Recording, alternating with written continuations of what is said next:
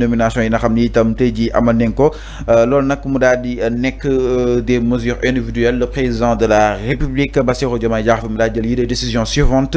au titre du ministère de l'enseignement supérieur, de la recherche et de l'innovation mu daal di fay fal monsieur Boubacar Diop ñu gën ko xamee si Bouba mu nekk professeur titulaire des universités à la retraite nommé nañ ko léegi moom mooy président bu comité d'appui au pilotage l'agenda national pour transformation de l'enseignement supérieur, de la recherche et de l'innovation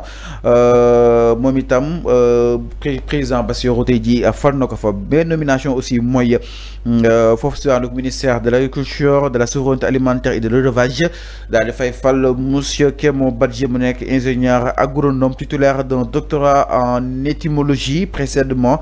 conseil technique à la primature moom itam léegi moom mooy directeur de la protection des végétaux au ministère justement de l'agriculture, de la souveraineté alimentaire et de l'élevage mu daal di utu monsieur Saliou Ngom bi nga xam ni itam wóolu nañ ko à d'autres fonctions.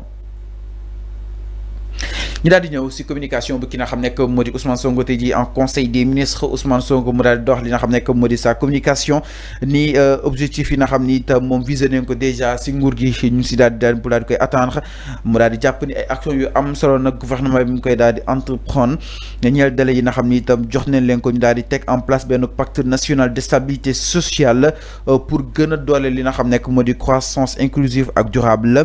moom itam ni ki le 1er mai 2025 avec les partenaires sociaux moom ki nga xam ne moo di Ousmane Sonko mu daal di sàkku si ministre bu dénk wàllu liggéey ak aussi ministre bu dénk li nga xam ne moo di secrétaire général du gouvernement ñu daal di assurer benn ko pilotage et un suivi performant de la mise en œuvre boobu dañoo xam ne moo di pacte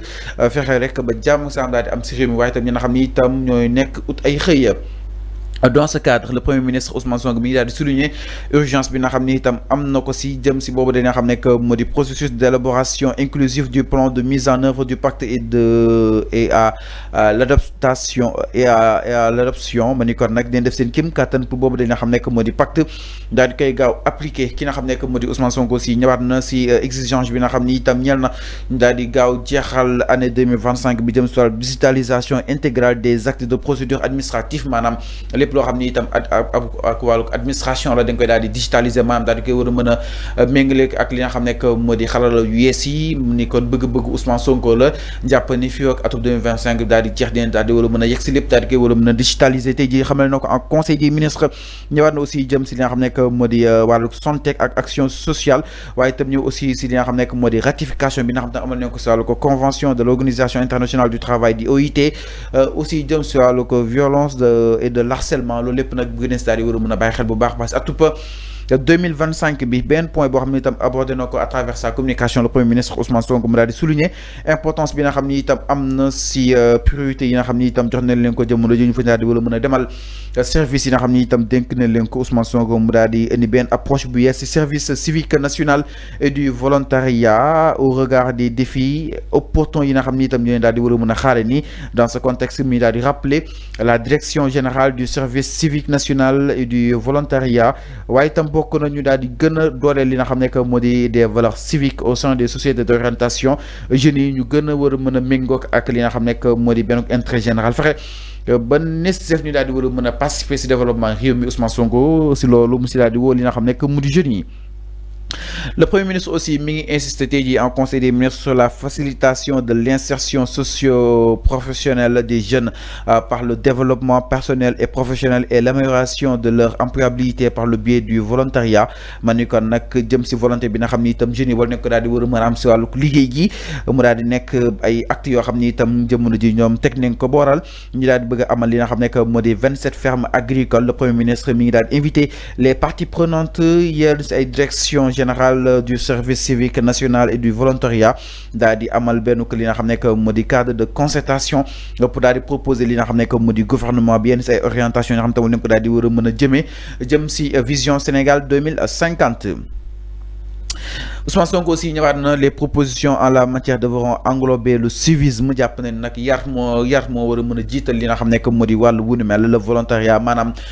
sénégalais yi nga xam ni itam ñooy jël benn volontaire daal di sóobu jëm si li nga xam ni itam day gën a ñu naan wàllu réew mi loolu day gën a wane seen ko nekkin si wàllu citoyen fii Sénégal la waaye itam ñu gën a aussi améliorer résultats yi nga xam ni itam ñu koy daal di defe nii le premier ministre mi ngi daal di relever l'opportunité offerte par les prochaines vacances scolaires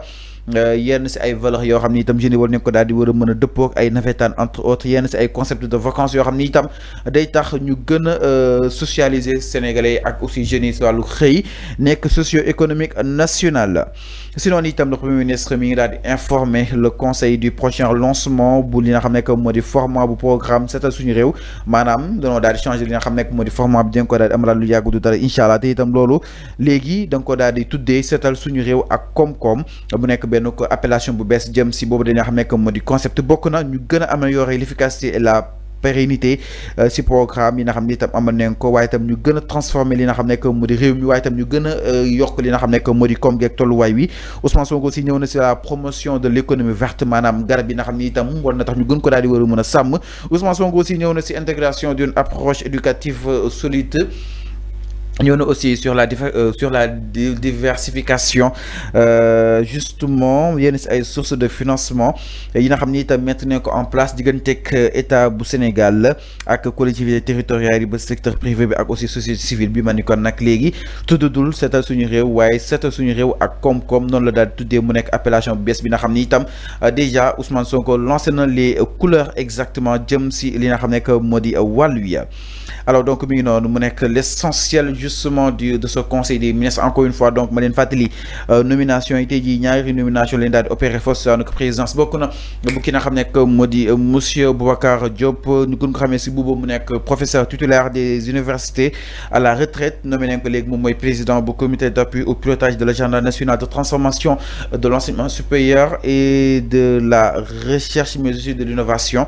keneen itam di monsieur Kémo Badji mu nekk ingénieur agronome titulaire d'un doctorat en étymologie précédemment conseiller technique à la primature dorénavant léegi moom mooy directeur de la protection des végétaux au ministère de l'agriculture de la souveraineté alimentaire et de l'élevage mu daal di utu monsieur Saliou Ngom bi nga xam ni itam wóolu nañ ko à d'autres fonctions et voilà ça n'est tout mesdames et messieurs merci de l'avoir suivi mais également l'ensemble des équipes en régie